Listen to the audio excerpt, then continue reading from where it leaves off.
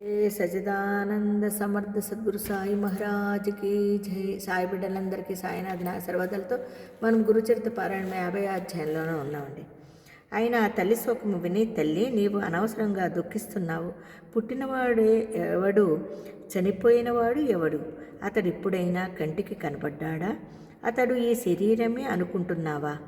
జీవుడు కర్మవశాన పంచభూతాలతో చేయబడిన దేహాన్ని పొందినా ఆ కర్మ తీరిపోగానే ఆ దేహము చనిపోతుంది.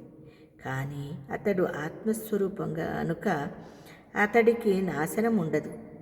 ఇక శోకమెందుకు? త్రిగుణాల వలన అతడికి కర్మబంధము చుట్టుకుంటుంది. సత్వగుణము వలన దేవత్వము, రజోగుణము వలన మానవ జన్మ, తమోగుణము వలన తిర్యక్ జన్మలు కలుగుతాయి. చూసారా, త్రిగుణాతీత స్థితి కలిగినప్పుడే అతనికి ముక్తి లభిస్తుంది. అలా జన్మించాక అతడు చేసిన కర్మలను అనుసరించి సుఖదుఖాలలో కూడిన జన్మ పరంపర కలుగుతుంది. అలా జన్మించిన వారందరూ ఎప్పటికైనా మరణించవలసినదే. కనుకనే వివేకవంతులు జన్మించిన వారి గురించి సంతోషము కానీ, చనిపోయిన వారి గురించి దుఃఖము కానీ పొందరు. అంతకంటే భగవన్నామస్మరణతో ఇహపరాలు సాధించుకోవచ్చు కదా. అలాగాక జీవులకు గల అనుబంధము వాస్తవమైతే వెనుకటి జన్మలోని నీవు వీడికి ఏమైనావో చెప్పగలవా? చూసారా, ఇప్పటికైనా నా మాట విని ఊరట చెందు అని ఆమెను ఓదార్చాడు.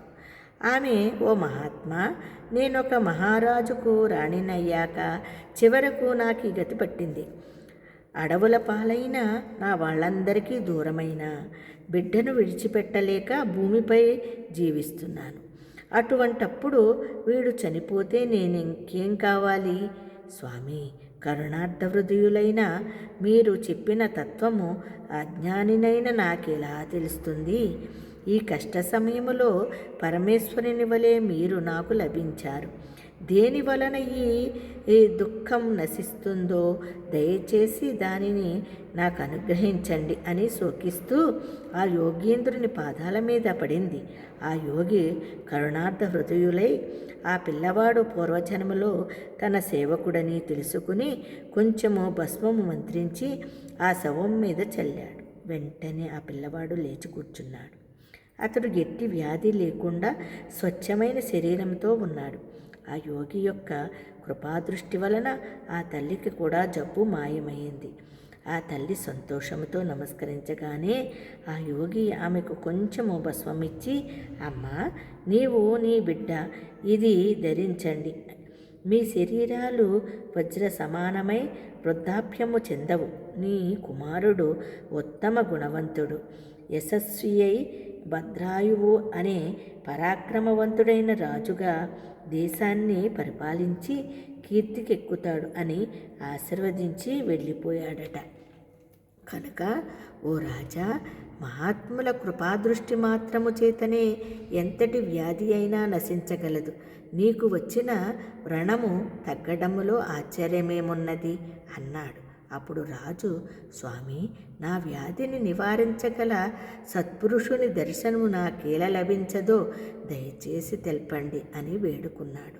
అప్పుడు ఆ సాధుపొంగవుడు గంధర్వపురములోని శ్రీగురుని గురించి తెలిపారు. వెంటనే రాజు గాన్గాపురానికి బయలుదేరాడు.